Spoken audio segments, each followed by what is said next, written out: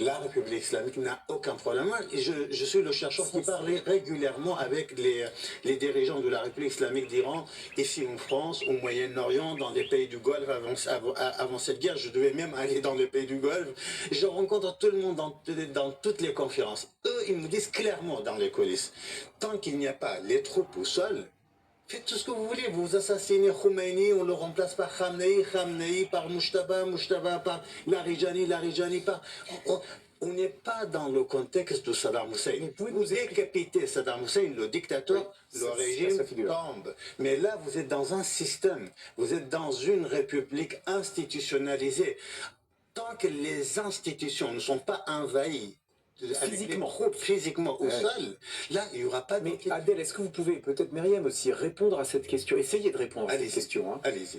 Est-ce qu'aujourd'hui, le régime des Mollahs bénéficie d'un soutien majoritaire dans la société iranienne ou pas? Je vais vous donner des données factuelles. Oui. Selon toutes les recherches réalisées, moi j'ai encore 3 chercheurs dans le pays. J'ai 2 chercheurs à Téhéran et une chercheuse à Kermanshah, dans le Kurdistan.